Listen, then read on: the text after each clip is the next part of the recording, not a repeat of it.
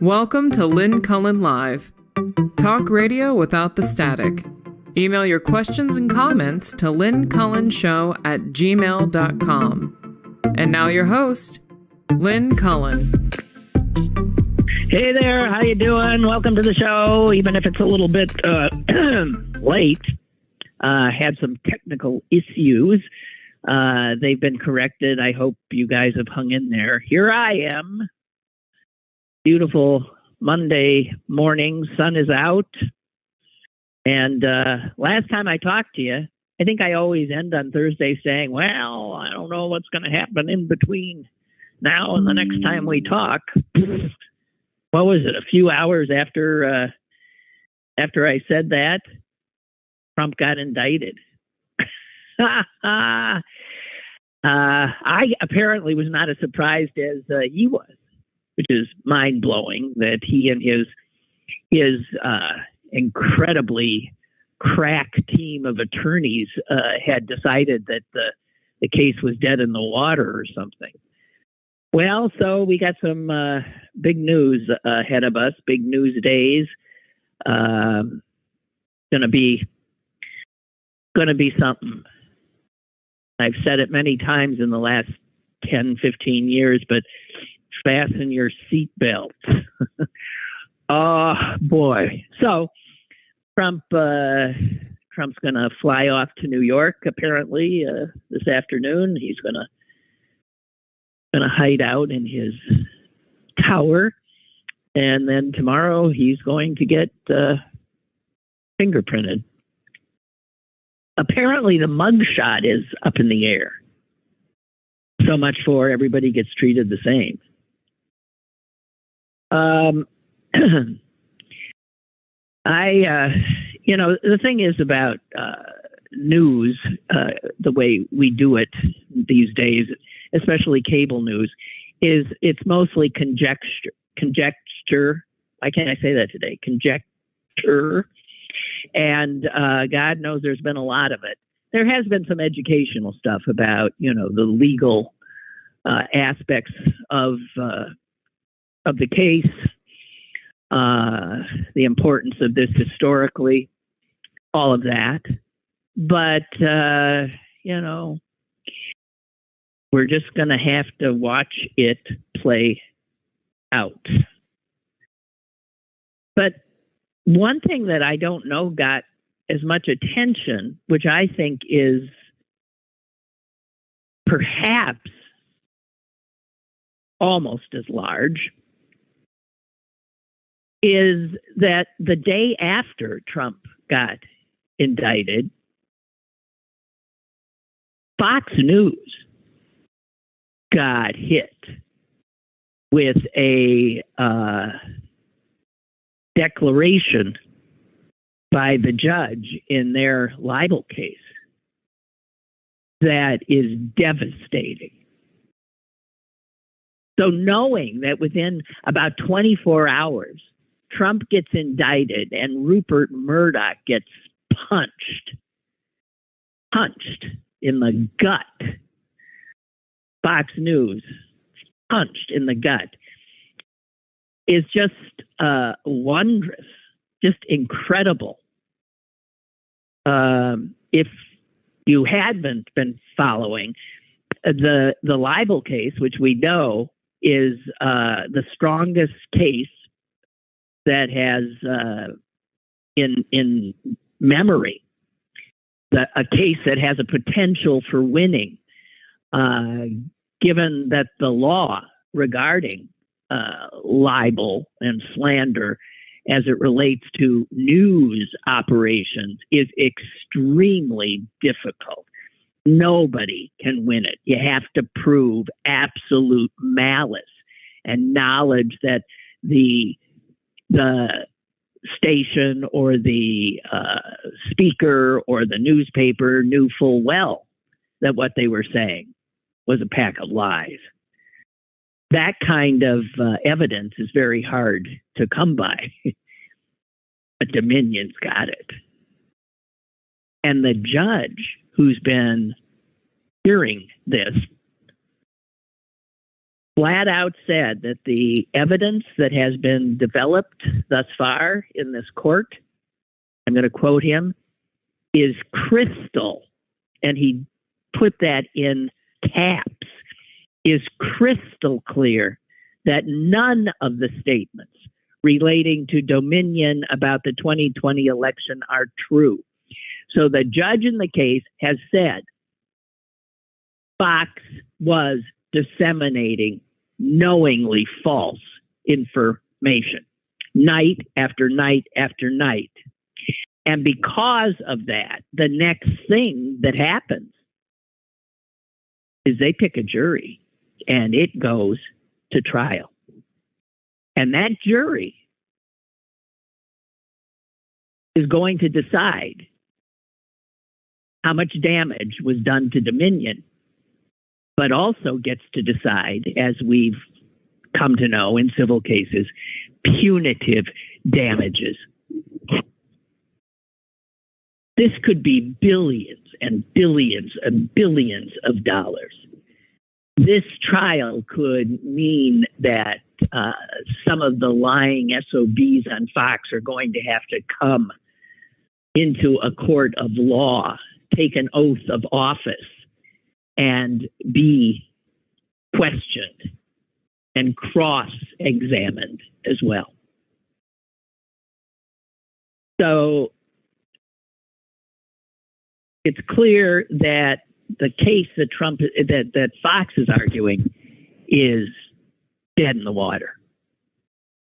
I think at this point, all that remains to be seen is how much a jury is going to set as the punitive damages. And of course, we've learned by watching the way our system works, is anything they do will be appealed. So it'll be a long time before, and I can't see like Alex Jones did in his case, declaring bankruptcy to avoid paying the parents of all those murdered Sandy Hook children. I don't see Rupert Murdoch declaring bankruptcy.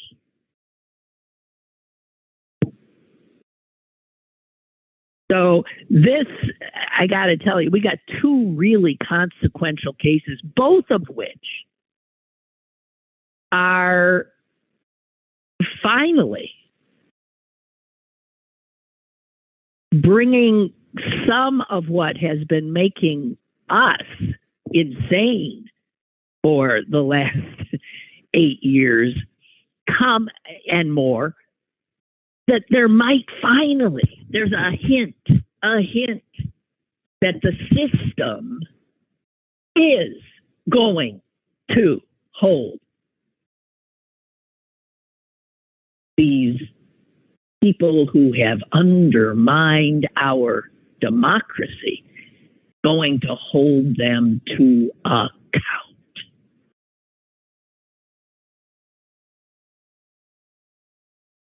I'm not going to address whether or not, we want the idea that this Stormy Daniels case is the one that is the first indictment.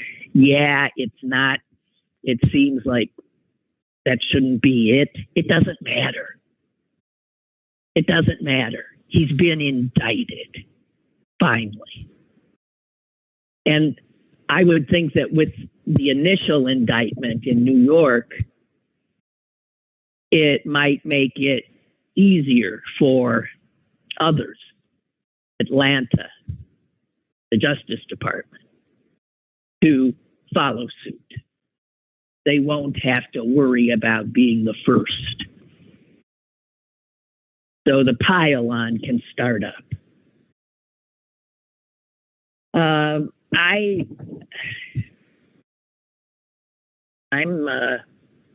pretty happy about all of this. And I think there's reason for some degree of hope.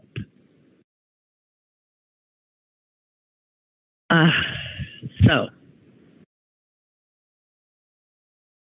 what remains to be seen, of course, is how much Trump will, I'm sure, with his lawyers screaming at him to shut up, how much he will still make this into a circus. It remains to be seen if the judge is not in any way cowed by the fact that he has a former president in the dock and could impose a gag order on him. We'll see. We're about to see a lot of extraordinary kinds of happenings. The threat of violence, of course, hangs over this because Trump is doing what he's playing the game he only knows how to play: intimidation, threats of violence, whining about being victimized and unjustly persecuted. And none of that means anything inside that court. Only the facts of the case. And that holds true for Fox News as well. I happened to see a picture that was printed, I'm not sure in which publication, of the Fox attorneys leaving the courthouse after the judge had flat out said it's crystal clear your client's been lying, knowingly lying, months.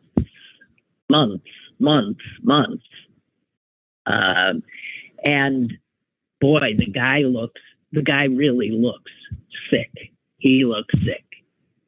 I'd also seen the Dominion lawyer coming out, and I got to tell you, even in a still picture, you could see there was a lightness in his step.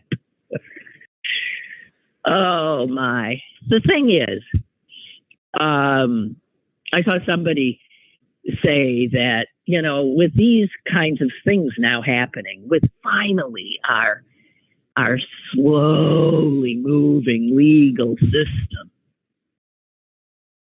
starting to show that it is alive, showing it with Fox News, showing it with Donald Trump.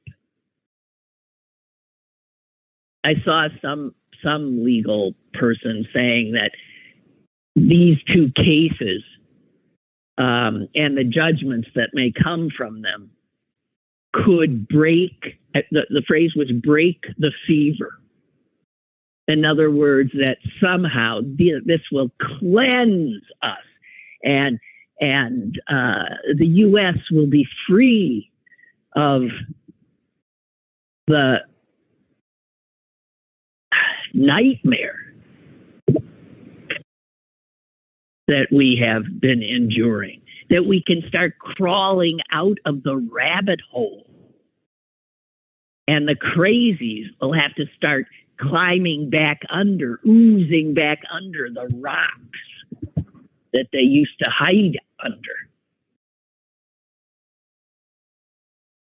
But I think that's wishful thinking, because I think it's clear. And Fox News knew it. It's why they're in such trouble. That Trump and Fox and the right-wing media have created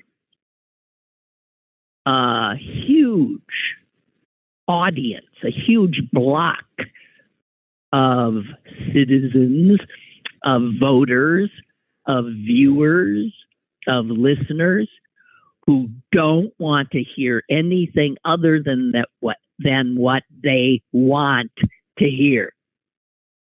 It's why Fox decided to keep telling the lies, even though they knew they were lies, because they were fearful of losing their audience. Something, by the way, it's mind-blowing. Mind-blowing.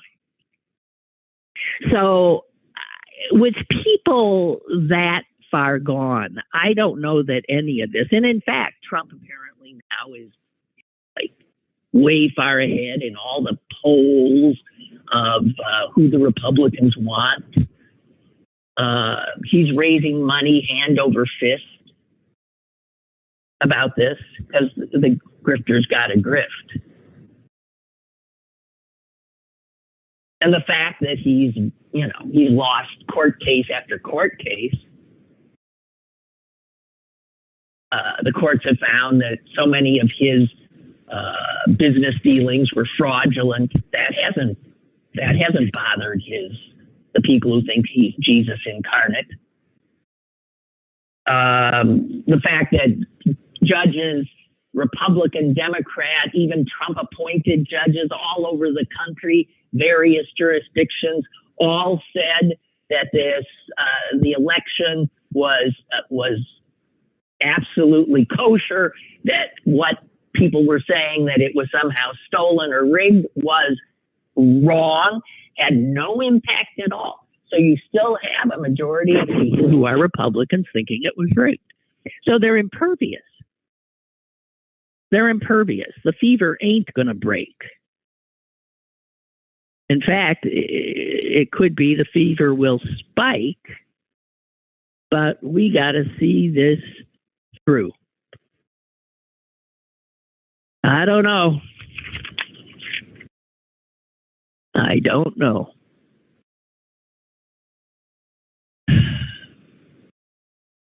I've been thinking about something.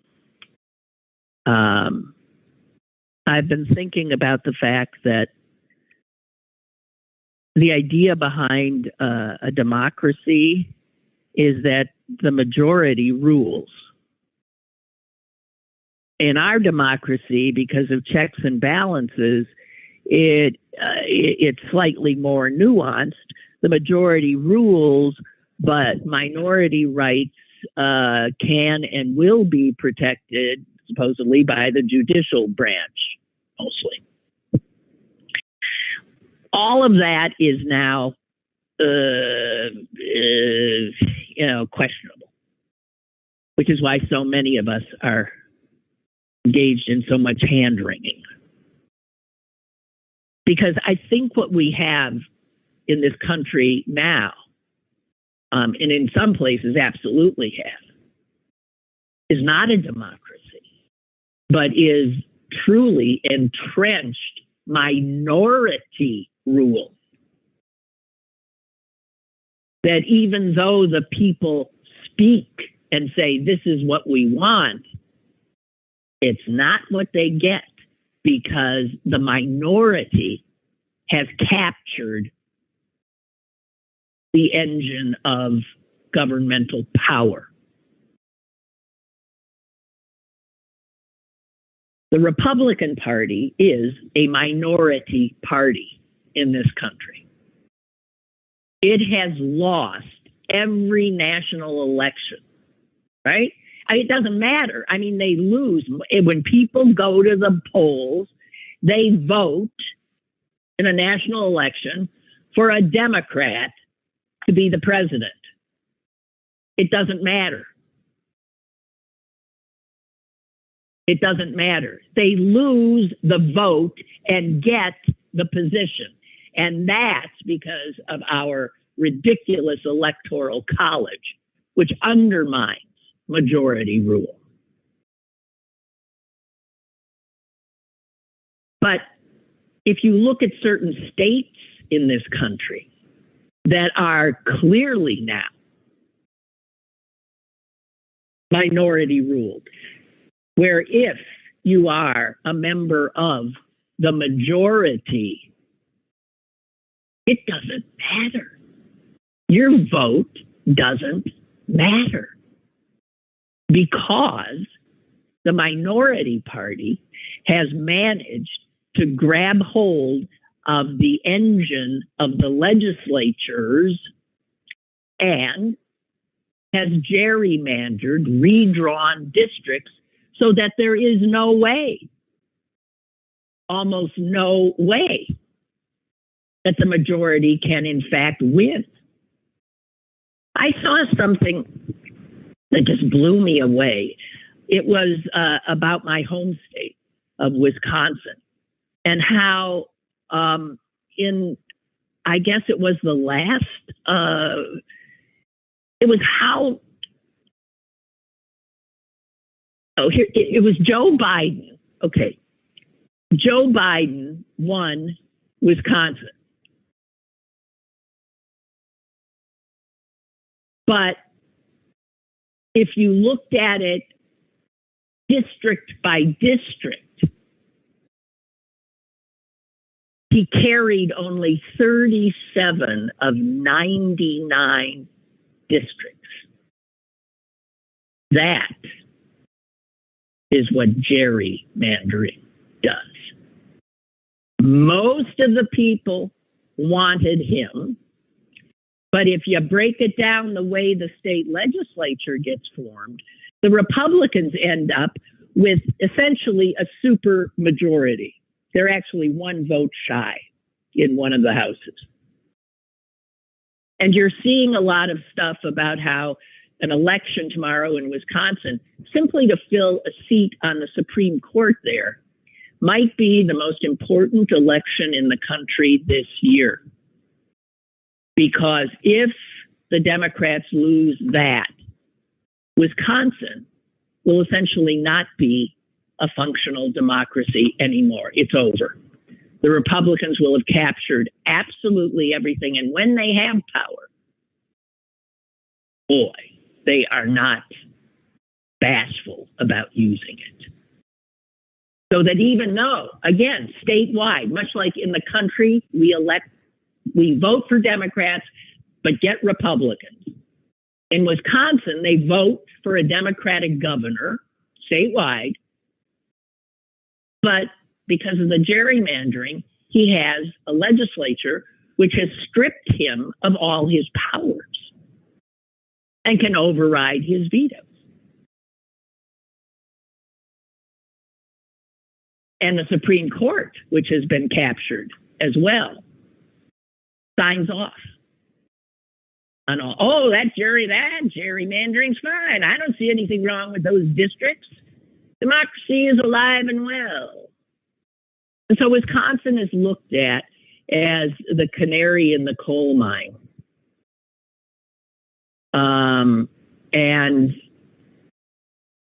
you know, you've seen op-ed, if you read these things, opinion piece after opinion piece saying that election in Wisconsin tomorrow might be the single most important American election this year.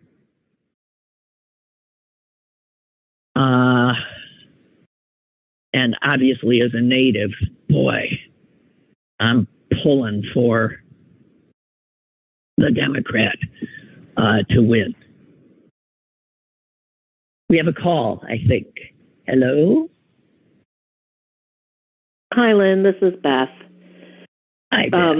Hey, was calling to say, first of all, you made the comment with the thing with Trump and Fox that maybe some of these people start to crawl back into the holes they came out of. Yeah. I don't see that happening. I still see it as a Pandora's box, and it ain't getting. It's open. We're dealing with it. The other thing too is I think that Trump, thank God, was a dumb authoritarian type. The problem is you now have in the wings the smarter authoritarian types, and they've looked at the blueprint of what happened and what mistakes they won't make next time. And yes, I find that incredibly scary.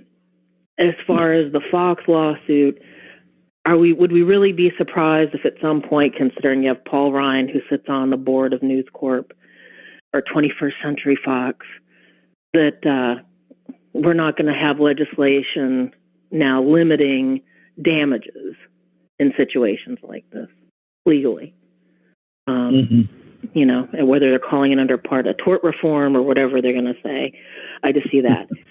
Article saw a couple of weeks ago, I forget it was in the Post or in the Times, but it was going back and researching the whole thing in the Federalist Papers and pretty much everything you're saying, that the minority now has control over the majority, and especially within the congressional arena, but pulling it more so that these people, no one is being represented because, especially in states like New York, California, Florida, that one district could now be repping a heck of a lot more people than, let's say, in Kansas or in my state of West Virginia.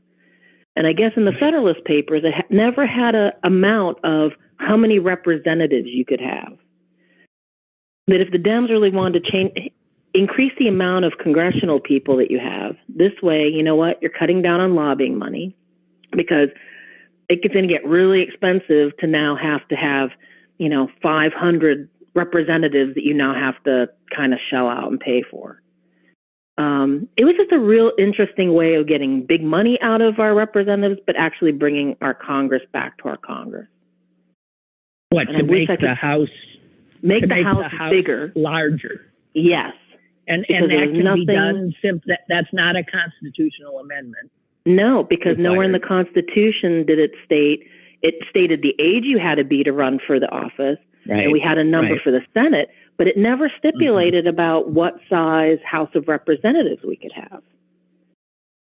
And if it did go to court with a very right-wing court, the funny thing, who's put most of the people on the court but the Federalist Society, it was in their very papers that at times that we have to look at increasing the size of our Congress. Well, not that they can't turn on a dime and disabuse themselves of having said that in the past, but yeah, I've heard whisperings to that effect.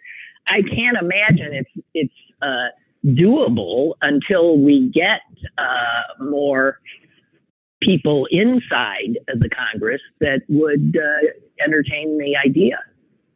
We don't have the numbers now. No, but if we do ever have them again, I think there are certain things that we have to look to push through immediately. Really, as you look, and Beth, the more I think about it, I'm thinking of the Republican sway, like in the Senate. If the Senate really represented the American people, my God, it would be overwhelmingly a Democratic Senate. I mean, the fact that Montana, for God's sakes, all these big, huge states with no population at all get 2 frigging senators, each representing maybe not even 1 million people, even 1 million people, a few 100,000. And then you've got senators who are representing tens of millions of people. It's insane. It's just insane. And what we have, because it gives rural areas more power than they should have. A rural voter has extraordinary, that ballot is worth a hell of a lot more than, some Americans' ballots don't count at all anymore. Right. Again, when you look at California, it would be, and even the sad part is, even if you as a California resident tried to do the thing of kind of a taxation without representation or underrepresentation, we know because of how they ruled about Washington, D.C. and being the federal district, that won't play. And we know if D.C. actually had what it should have, which is 1 voting congressperson and 2 senators, and you think that population, that metro population is bigger than my entire state. The population of D.C. it has to be over 2 million. Virginia? Well, I think we're 2.5 million. I think we're 2.5 million. But let's say this. I don't know if that's true, but it sure as hell is a larger population of people than a whole bunch of states. I would bet, maybe 8, 9, 10 states.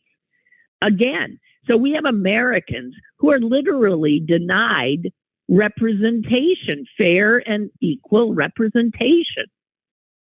Correct. And if I were Puerto Rico, I would say pull out now. Yeah, right. Exactly. And then you have the willingness of the minority to weaponize every aspect of our government. I was reading somewhere that, what state was it? I don't know. Some god awful red state. I think it was Kentucky. they just legislate. The things they legislate are not, they're not even thinking about helping the people of the state. The only thing that motivates their legislation is to retain their power. It is about political power. So they decided that teacher unions, that the dues of teachers would no longer be taken out of their paychecks, which I guess is something that is, they said that is illegal and will not be done. The union has to go and get that money from them. That shouldn't have to be something that the school does. That same legislature did not do that to the police unions or the firefighter unions or the industrial unions. Only the teachers' unions. Now, why would that be? So it had nothing to do with unions. It has to do with how they vote. Who they endorse and how they vote. They were trying to, and this is the kind of thing that Republicans do over and over again. I saw a list of life expectancy in states in this union. Doesn't seem right to say union in this country. And tell me you're shocked when I tell you that the shortest life expectancy in this country. I'll read you the states, and I'm sorry you're in one of them. Let me guess. It has to be Mississippi. I'm going to say Mississippi, probably Oklahoma, Alabama. I'm sure definitely West Virginia. You Kentucky. got it. You have not. You're still okay. The only you would keep going. You're right. Louisiana, Kentucky, Arkansas, Tennessee. Yeah, you got them.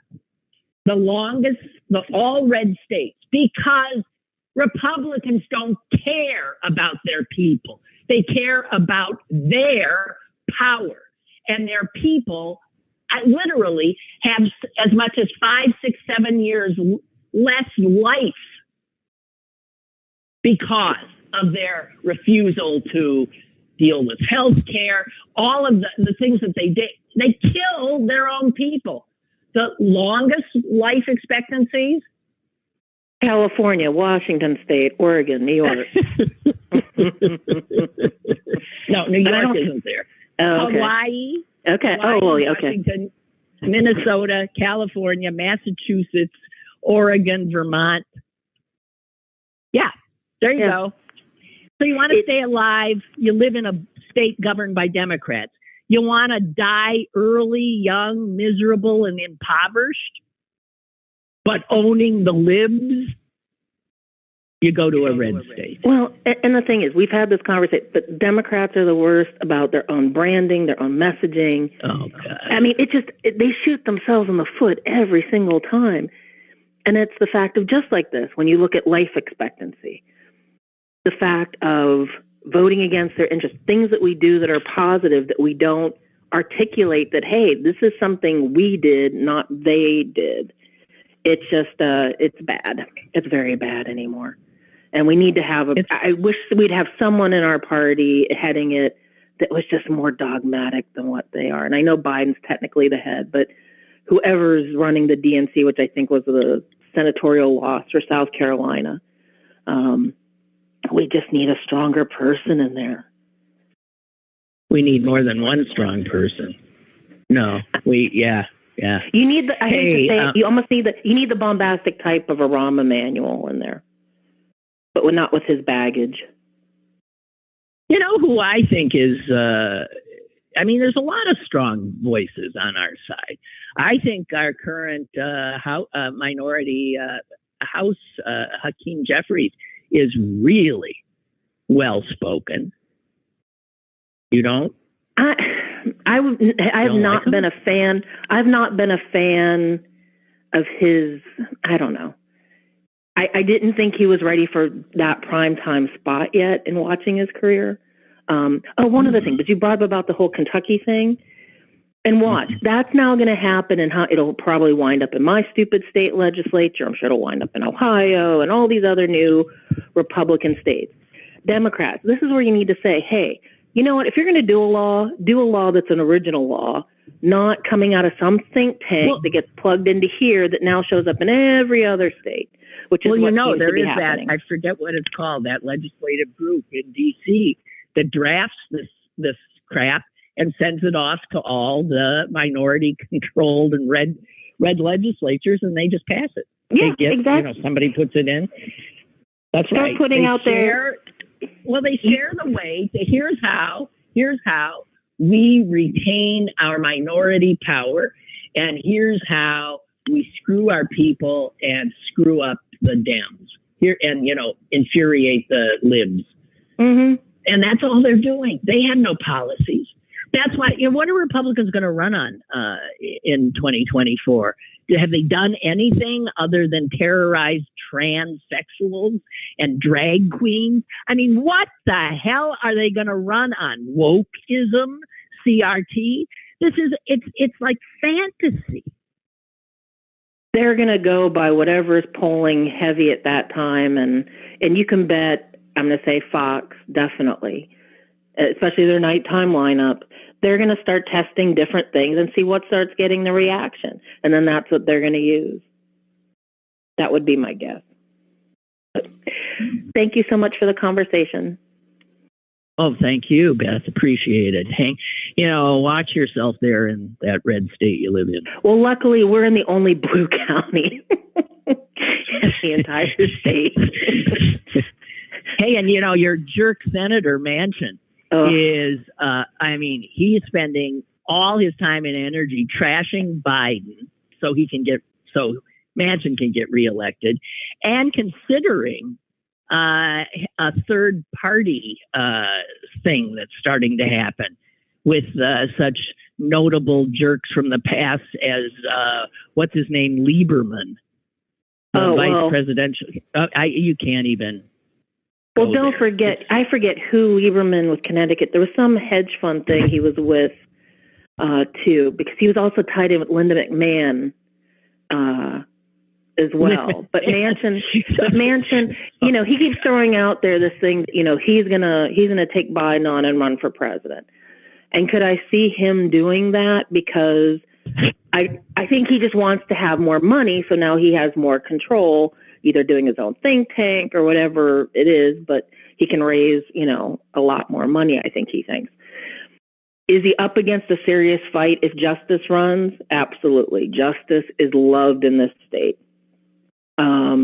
And also it would prevent, I think he was throwing it out there initially that he was thinking of running to block this guy, Alex Mooney, who took out a long-term congressperson who voted to impeach Trump after January 6th.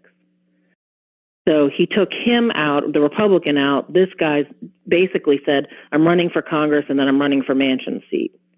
And I think that's why Justice said, hey, you know what? Maybe I'll run for Senate then. And he'll definitely beat Mooney. And this way, Manchin doesn't have to spend all his money on a small state. And Justice, just to be clear, Justice is a Republican. He's been all over the place. He's been a Democrat, then a Republican. Well, but he's a Republican. Yeah, he's a Republican. So the thing about Manchin is, as much as we cannot stand the son of a bitch, he does vote with the Democrats enough that if we lose him to a Republican who won't vote with the Democrats at all, we lose a seat in the Senate, which is the House, legislative House that we have such incredible trouble because of two senators per state. I don't know. I'm going to say in watching Justice, and again, he's kind of one of the old time Republicans. He's kind of like an old Spectre Republican. Did he do great for the state with COVID and the response? He was definitely the grown up in the room, which ticked off a lot of people in the idiotic House of Delegates and Representatives in our state.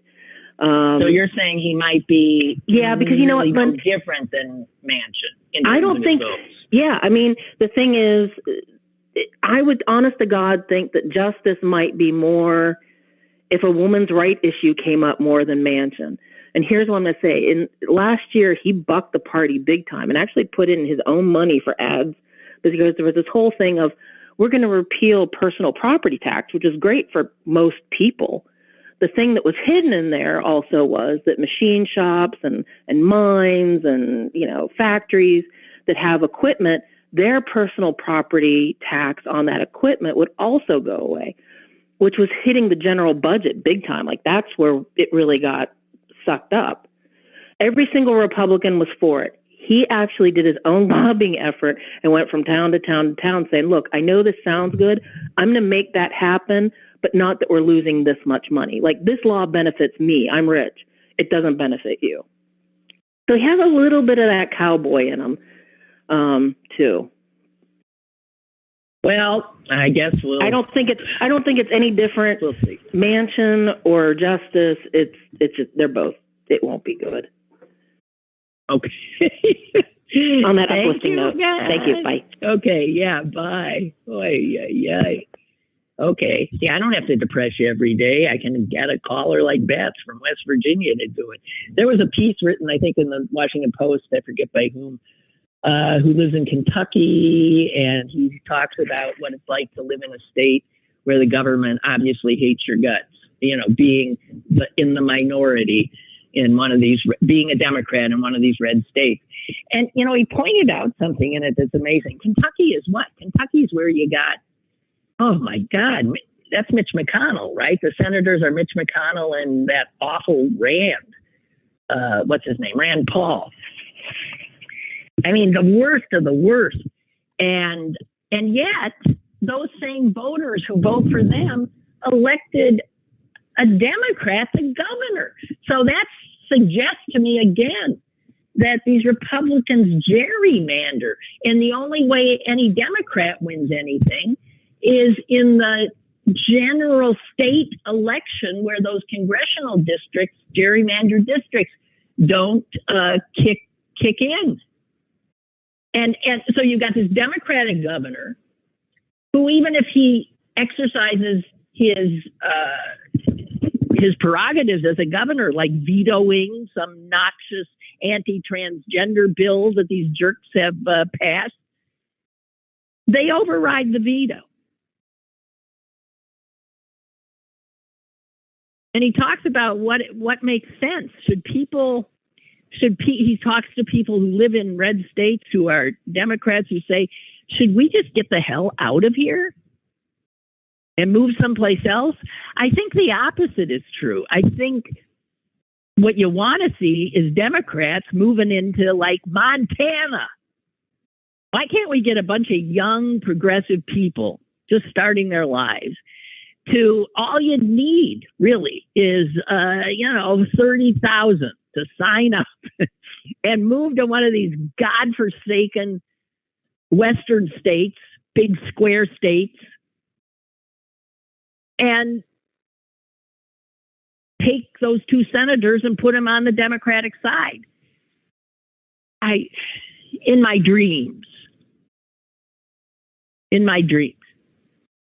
Okay. We've got a caller, I'm being told. Thank you. Hello. Yeah, I called for one reason, but I just got to mention that, the big square states, I think they're just going to blow the wind's just going to blow everybody to the East Coast. Just those tornadoes. The wind. Yeah, those tornadoes going over those floods. That's treacherous. Yeah. Seeing the videos, it's like, wow. But anyway, the reason why I called was your previous caller, the one that called right before me.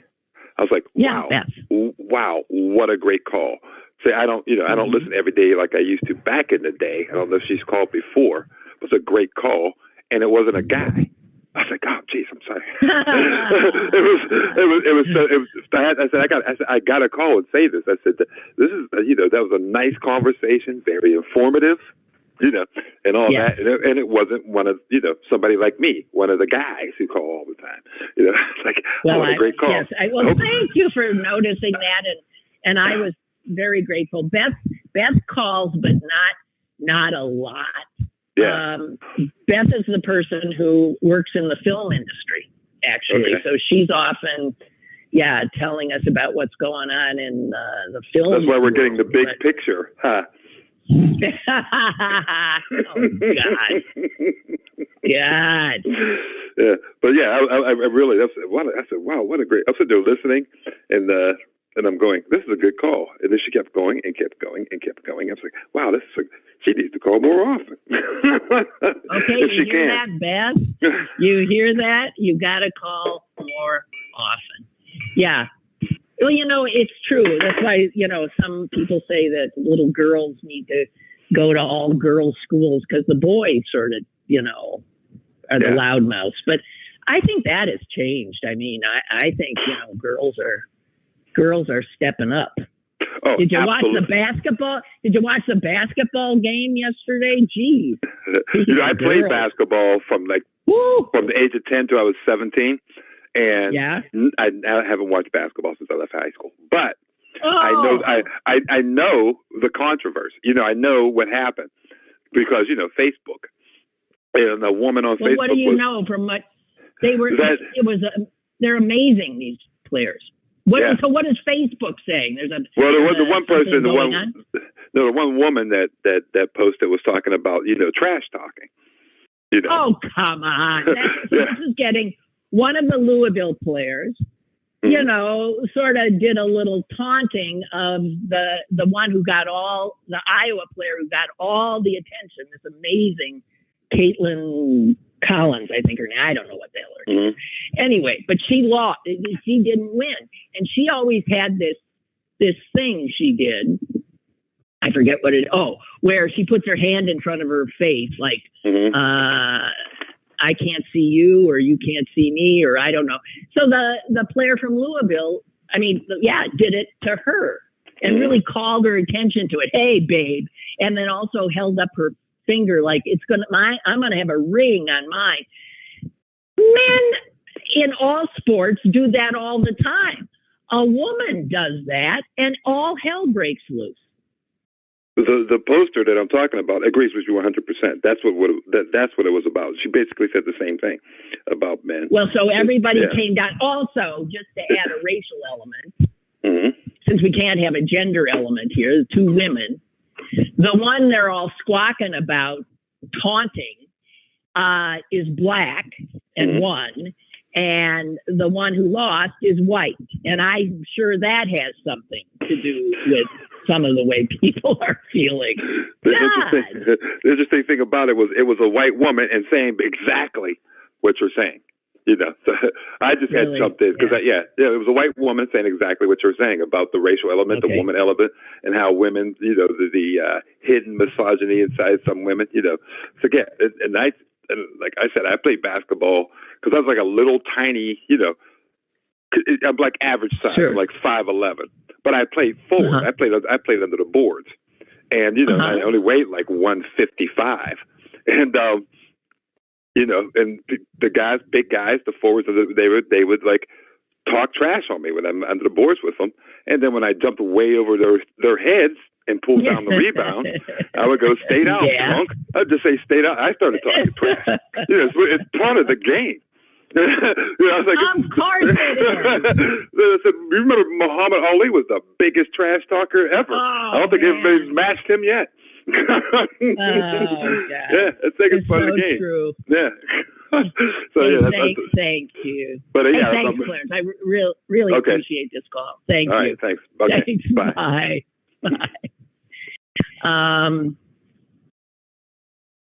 And just closing out and back to a minority rule again. The woke stuff going through these Republican legislatures, the new thing, parental rights. Jamel Bowie, who writes opinions in the New York Times, pointed this out.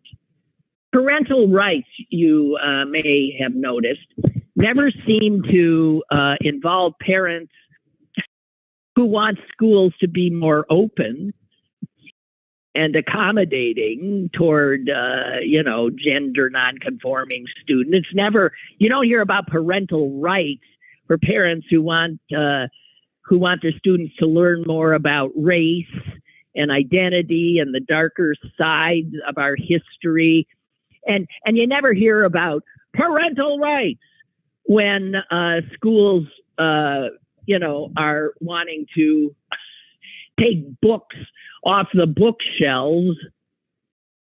It's not about, it's about some parents' rights. It's like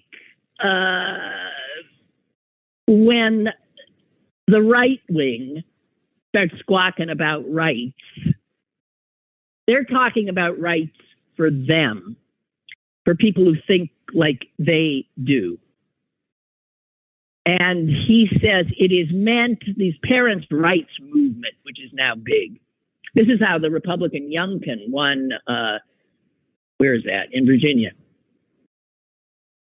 Parents' rights is meant to empower a reactionary minority, there it is again, of parents who will then dictate education and curriculums to the rest of the community. It is, in essence, he says, a heckler's veto. And we've seen this play out, in which a single parent can get hundreds of books removed or shut down whole curricula. Parents' rights is when some parents have the right to dominate all the others. It is also part of a movement to weaken public support for public education, for teachers, and on and on and on, and to continue to siphon taxpayer funds to private schools. Texas is now, that wonderful legislature is now working on something that would, in fact, allow parents who find the public school not to their liking to have their private school tuition paid by taxpayers. So understand, when you're watching the Republicans now at the state level, at the national level, you are watching a minority party impose its power and will on most of the rest of us. And damn it, until we get our heads together and realize that we're the ones who have the power, and I think we're starting to, we need to push back. Let's hope in Wisconsin tomorrow, the majority there pushes back and starts to reclaim that once great and progressive state. Enjoy this beautiful weather, okay? I'll be back tomorrow. Bye-bye.